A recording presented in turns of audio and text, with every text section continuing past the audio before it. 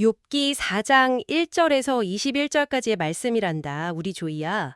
7일 동안 욥 할아버지 곁에서 같이 울어주던 세 친구 중 대만 사람 엘리바스가 드디어 입을 열었어. 그런데 엘리바스의 말은 따뜻한 위로가 아니라 아주 뾰족하고 아픈 충고였던다.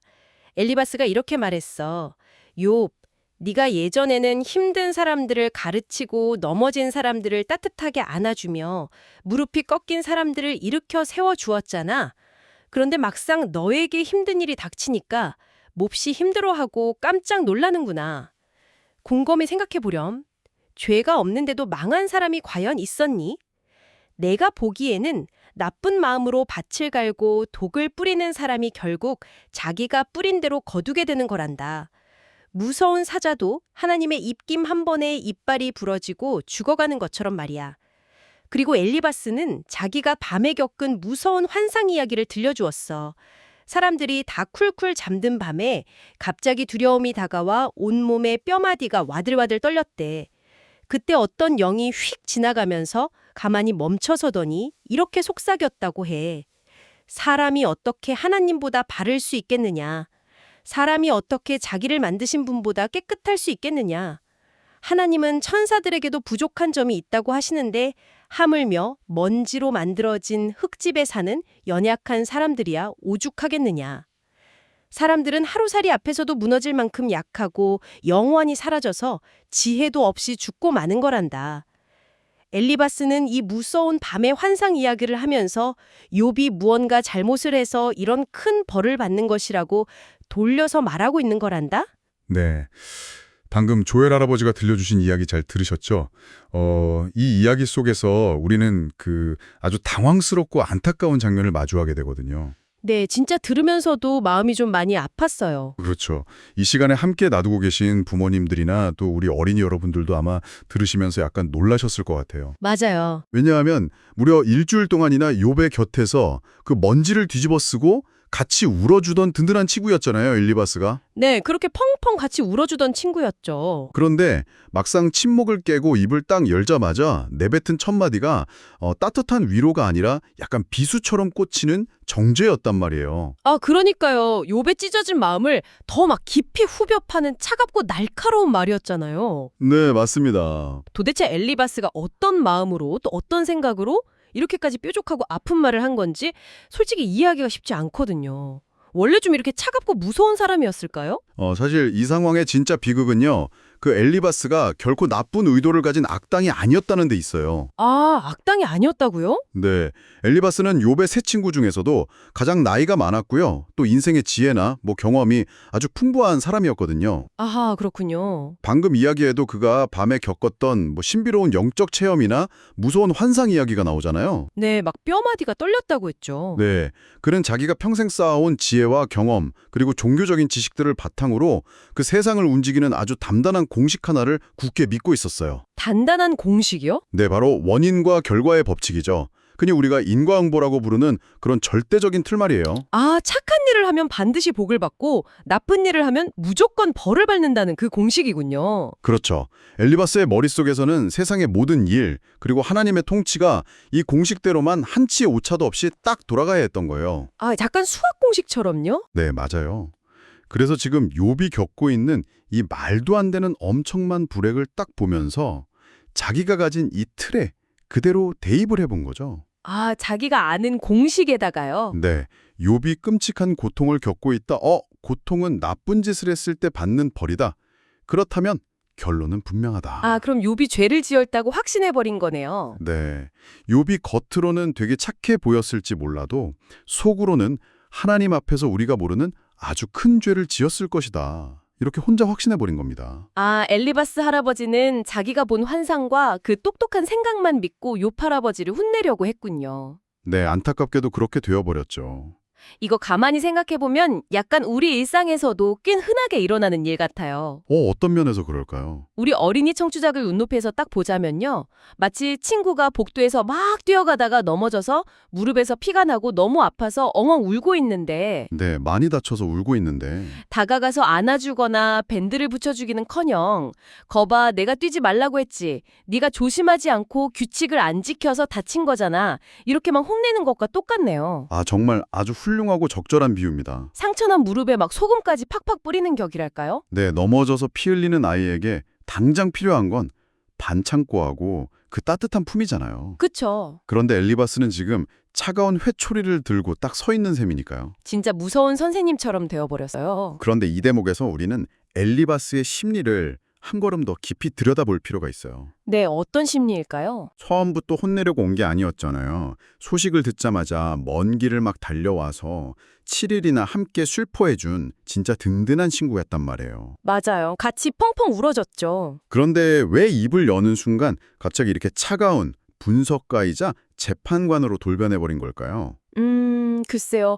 위로하러 왔다가 결국 가르치는 무서운 선생님이 되어버렸는데 어쩌면 가만히 생각해보면 엘리바스 스스로도 욥의 고난을 딱 마주하고 너무 두려워서 그랬던 건 아닐까요? 두려워서요. 네, 자기가 막 단단하게 믿고 있던 그 세상의 질서가 눈앞에서 흔들리니까 속으로 엄청 겁이 났을 것 같아요. 와, 정확히 그 지점입니다. 사람의 마음 가장 깊은 곳에 있는 심리적인 방어 기제가 딱 작동한 거예요. 방어 기제요? 엘리바스는 욥이 얼마나 흠없이 훌륭하고 의로운 사람인지 정말 누구보다 잘 알고 있는 친구였거든요. 네, 제일 잘 알았겠죠. 그런데 그런 욥이 아무런 이유 없이 재산과 자녀를 다 잃고 끔찍한 병에 걸렸다는 사실을 있는 그대로 딱 인정하게 되면 어떻게 될까요? 자기의 세계관이 완전히 무너져 내리겠네요. 맞습니다. 저렇게 착하게 살아도 아무 이유 없이 모든 걸 빼앗길 수 있단 말이야? 그렇다면 나도 언제든지 이런 끔찍한 일을 당할 수 있잖아. 라는 그 거대한 공포가 밀려오는 거죠. 와, 듣고 보니 진짜 소름이 돋을 만큼 딱 이해가 가네요. 네. 그러니까 엘리바스가 네가 죄를 지어서 벌을 받는 거야 라고 욥을 막 몰아세운 건 욥을 올바른 길로 이끌기 위해서가 아니었네요. 전혀 아니었죠. 사실은 자기 자신을 안심시키기 위해서였군요. 정확합니다. 욥은 은밀한 죄를 지었기 때문에 벌을 받는 거다. 나는 저런 죄를 짓지 않고 바르게 살고 있으니까 앞으로도 안전할 거다. 이렇게 세상이 자기 통제와 계산 아래 있다고 그냥 믿고 싶었던 거네요. 네, 맞아요. 인간은 도저히 설명할 수 없는 어떤 거대한 불행 앞에서는요. 네. 어떻게든 막 이유를 찾아내려고 몸부림을 쳐요. 그래야 세상이 예측 가능해지고 내 마음이 덜 불안하니까요. 그렇겠네요. 그래서 엘리바스는 자기가 아는 그 얄팍한 지식과 신앙의 틀, 그 좁은 공식 안에 하나님의 크고 신비로운 섭리를 막 억지로 다 구겨 넣으려고 했던 겁니다. 억지로 끼워 맞추려고요. 네, 그 과정에서 가장 친하고 또 가장 고통받는 친구인 욥이 얼마나 무참히 짓밟힐지는 전혀 생각하지 못한 채 말이죠. 내 마음의 불안을 잠재우려고 친구의 아픔을 분석하고 정죄했다니 이게 정말 가슴 아픈 비극이네요. 네, 참 안타까운 일이죠. 그런데 여기서 제가 엘리바스의 입장에 조금 서서 약간의 반론을 한번 제기해보고 싶어요. 네, 어떤 반론일까요? 엘리바스가 말한 태도나 목적은 분명 틀렸을지 몰라도요. 사실 그의 논리 자체는 거의 90% 이상 맞는 말 아닌가요? 맞는 말이다. 네, 우리가 살면서 게으름을 피우거나 나쁜 행동을 하면 그에 따른 나쁜 결과를 얻게 되는 건 아주 당연한 자연의 법칙이잖아요. 그렇죠. 틀린 말은 전혀 아니죠. 그리고 성경적 가르침이기도 하고요. 게다가 사람이 먼지로 지어진 연약한 존재라는 건 창세기에도 아주 분명히 기록된 하나님의 말씀이기도 하잖아요. 그 부분이 바로 엘리바스의 논리가 가진 가장 무서운 함정입니다. 함정이요? 엘리바스는 완전히 틀린 새빨간 거짓말을 늘어놓고 있는 게 아니에요. 네, 맞는 말도 꽤 있었으니까요. 하나님은 분명 정의로우신 분이고 악과 죄를 미워하십니다. 또 방금 말씀하신 대로 인간이 흙으로 빚어진 연약하고 유한한 존재라는 것도 철저한 성경적 진리가 맞아요. 네, 그렇죠. 하지만 엘리바스의 진짜 치명적인 오류는 맞는 말을 했다는 데 있는 게 아니고요. 네. 그 부분적인 진리가 세상의 모든 고통과 하나님의 뜻을 다 설명할 수 있는 유일하고 완벽한 절대법칙이라고 스스로 착각했다는 데 있습니다. 자기가 아는 작은 진리가 마치 전체의 진리인 것처럼 막 부풀려서 모든 상황에 억지로 다 갖다 붙인 거군요. 맞습니다. 하나님이 다스리시는 이 거대한 우주와 삶 속에는 우리가 가진 그 유한한 머리와 지성으로는 도저히 다 이해할 수 없는 신비로운 영역이 너무나 많거든요. 그렇죠. 우리의 생각보다 훨씬 크시니까요. 네, 그중 하나가 바로 까닭 없는 고난입니다. 까닭 없는 고난이요? 우리의 잘못이나 죄나 어떤 실수와는 전혀 상관없이 그냥 폭풍처럼 닥쳐오는 슬픔과 아픔이 분명히 존재하거든요, 이 세상에는. 아, 맞아요. 살다 보면 진짜 이유 없이 힘든 일이 확 생기잖아요. 네. 하지만 엘리바스는 자신이 딱 쥐고 있는 인과응보라는 그 작은 계산기 하나로 하나님의 그 크고 넓으신 뜻을 전부 다 계산하고 재단하려고 했어요. 아, 작은 계산기로요? 그 좁고 굳은 틀로 욥을 억지로 막 끼워 맞추려다 보니까 결국 그게 폭력이 되어버린 거죠. 게다가 엘리바스가 사람을 막 먼지로 만들어진 흙집이라고 표현하는 부분 있잖아요. 거기서는 인간을 바라보는 시선이 너무나 차갑고 매몰차게 느껴졌어요. 네. 차갑게 느껴질 수 있죠. 마치 우리는 먼지저감 하찮고 약하니까 완전하고 깨끗하신 하나님 앞에서는 늘 부족해서 벌을 받고 심판받을 수밖에 없는 보잘것없는 존재들이다. 막 이렇게 말하는 것 같거든요. 네, 맞아요. 하지만 하나님은 연약한 우리를 무서운 얼굴로 혼내기만 하시는 분이 아니잖아요. 하나님은 정말 세심하고 따뜻한 분이군요. 정말 정확한 묵상입니다. 엘리바스의 신앙이 가진 그 차가운 단면이 정확히 드러나는 대목이에요. 네, 너무 차가웠어요. 그는 하나님의 거룩하심과 엄격하심은 깊이 이해했지만 하나님의 풍성한 사랑과 긍휼은 완전히 놓치고 있었어요. 아, 반쪽짜리 이해였네요. 엘리바스는 우리가 흙먼지 같기 때문에 하나님 앞에 서면 가치 없는 존재로 그냥 심판받아 마땅하다고 여겼지만요. 네. 하나님의 진짜 마음은 정반대입니다. 하나님은 우리가 얼마나 연약하고 깨지기 쉬운 흙투성이인지를 깊이 체홀하시고 기억하십니다. 와, 그래서 약하다는 이유로 우리를 밀어내고 혼내시는 게 아니고요. 혼내시는 게 아니라요? 오히려 너무나 연약하기 때문에 한없는 긍휼로 불쌍히 여기시고 더 세심하게 돌보아 주시는 분이라는 거죠. 와, 그 사실이 주는 안도감이 정말 크네요.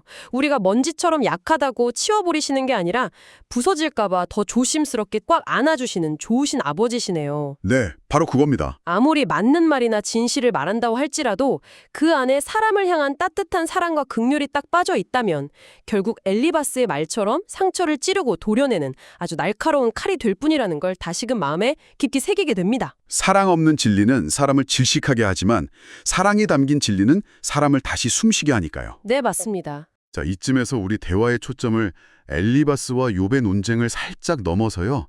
성경 전체를 관통하는 가장 위대하고 결정적인 사건으로 한번 옮겨보면 어떨까요? 어떤 사건일까요? 엘리바스가 굳게 믿었던 이 차갑고 단단한 인과응보의 공식이 완전히 산산조각 나는 아주 놀라운 장면이 성경에 딱 하나 있습니다. 아, 방금 그 질문을 받자마자 제 머릿속에서 아주 강렬한 장면 하나가 확 떠오릅니다. 네, 떠오르셨군요. 만약 엘리바스의 딱딱한 공식대로라면 죄가 하나도 없으신 예수님은 십자가에서 그런 끔찍한 고통을 겪으시면 안 되는 거잖아요. 정말 본질을 꿰뚫이는 깊은 묵상입니다. 바로 십자가에 달리신 예수님이시죠. 네, 이 지점이 바로 오늘 욥기 4장을 읽으면서 우리가 반드시 도달해야 할 은혜의 자리거든요. 아, 은혜의 자리요? 만약 우리가 엘리바스의 논리대로 십자가 사건을 딱 바라본다면 어떤 결론이 나오게 될까요? 엘리바스의 말대로 죄 없는 자가 망한 적이 없다. 고통받는 자는 반드시 숨겨진 죄를 지었기 때문이다. 라는 게 만약에 절대 법칙이라면요. 네, 법칙이라면요? 예수님은 이 세상에서 가장 악하고 무거운 죄를 지으신 분이어야만 하잖아요. 논리적으로는 딱 그렇게 되죠. 왜냐하면 인간이 겪을 수 있는 가장 끔찍하고 참혹한 십자가 형벌이라는 고난을 겪으셨으니까요. 네, 정말 참혹한 고난이었죠. 하지만 진실은 그와 정반대잖아요. 완전 정반대죠. 예수님은 이 땅에 존재했던 모든 사람을 다 통틀어서 단 하나의 죄도 티끌만한 잘못도 없으신 완전하고 흠없는 분이시니까요. 와, 완벽한 모순이자 그 인간의 차가운 공식이 완전히 파괴되는 순간입니다. 네. 죄가 단 하나도 없으신 하나님의 아들 예수님께서 왜 채찍에 맞으시고 그 조롱을 당하시며 십자가라는 극심한 고통과 수치의 자리에 오르셔야 했습니까? 정말 이유가 없는 고통이셨죠. 예수님 본인에게는. 네. 엘리바스의 얄팍한 인과응보의 머리로는 절대 계산할 수 없고요. 세상의 이기적인 논리로는 결코 답을 낼 수 없는 궁극의 까닭 없는 고난입니다. 궁극의 까닭 없는 고난이네요. 하지만 성경을 아는 우리 모두는 그 까닭을, 그 고난의 이유를 아주 명확하게 알고 있죠. 오직 살리기 위해서였잖아요. 자격 없는 우리들을 살리기 위해서요. 그렇습니다. 예수님 본인에게는 그런 끔찍한 고난을 당하셔야 할 이유나 까닭이 단 1%도 없으셨지만요. 네, 없으셨죠. 그분이 십자가를 스스로 선택하신 유일한 이유는 바로 끝없는 사랑 때문이었습니다. 사랑 때문이었군요. 방금 엘리바스가 말했던 것처럼 흙으로 지어둬서 매일같이 부서지고 넘어지는 우리들, 또 하루살이 앞에서도 무너질 만큼 약하고 죄가 너무 많아가지고 하나님 앞에 감히 설 수조차 없는 먼지 같은 우리들을 대신해서요. 아, 우리를 대신해서요? 그 모든 저주와 형벌을 스스로 온몸에 다 짊어지신 겁니다. 네. 엘리바스의 논리 속에서는 누군가 잘못을 하면 그냥 그 사람이 벌을 받고 되게 차갑게 끝나버리잖아요. 네, 그냥 벌 받고 끝이죠. 하지만 십자가의 논리, 즉 복음과 은혜의 논리 속에서는 죄가 전혀 없는 분이 철저히 대신 벌을 받으시고요. 네. 정작 벌을 받아야 할 먼지 같은 우리가 놀랍게도 생명과 용서, 그리고 무한한 사랑을 얻게 되는 겁니다. 엘리바스의 똑똑하고 정말 흠잡을 데 없어 보이는 정답 같은 말들 속에는 바로 이 십자가가 보여주는 놀라운 은혜와 그 자기 희생의 사랑이 완전히 다 빠져 있었던 거군요. 네, 제일 중요한 게 빠져 있었죠.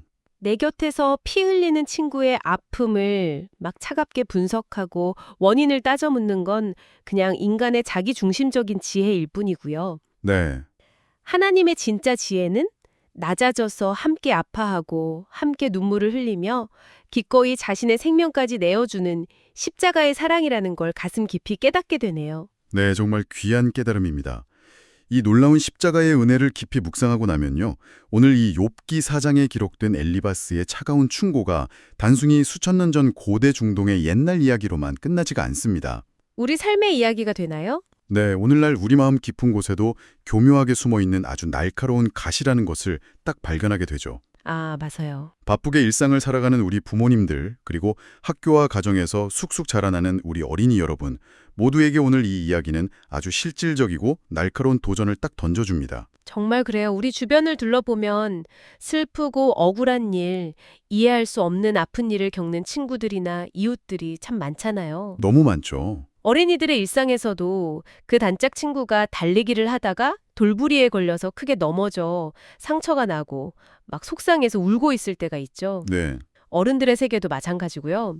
직장 동료가 갑작스럽게 큰 병에 걸렸다는 소식을 듣거나 아니면 가까운 이웃이나 가족이 직장을 잃고 예상치 못한 거대한 실패를 겪으면서 깊은 절망에 빠졌을 때가 참 많습니다. 바로 그 위기의 순간에 그 상대방의 고통을 마주한 우리의 첫 번째 반응이 어떠한지 정직하게 스스로를 돌아봐야 합니다. 첫 번째 반응이요. 다른 사람의 깊은 고통과 혼란 속에 무작정 함께 뛰어들어서 머무는 것은 사실 우리에게도 너무나 무겁고 불편한 일이에요. 네, 진짜 불편하고 힘들죠. 그래서 우리도 모르게 내 마음의 불편함을 막 빨리 해소하려고 엘리바스처럼 막 원인을 분석하고 해결책을 제시하려 드는 거예요. 아, 빨리 상황을 끝내고 싶어서요. 네, 속으로는 다 너를 위해서 해주는 말이야 라고 선의로 아주 예쁘게 토장하지만요. 네. 사실은 이 껄끄러운 상황을 내 지식으로 그냥 빠르게 정리해버리고 싶어하는 방어 기제인 경우가 굉장히 많습니다. 아, 부끄럽지만 저도 그럴 때가 있었던 것 같아요. 어떠셨나요? 막 그러게 내가 평소에 영양제 잘 챙겨 먹고 운동하라고 했잖아. 라던가 아, 네. 흔히 하는 말이죠. 아이들에게는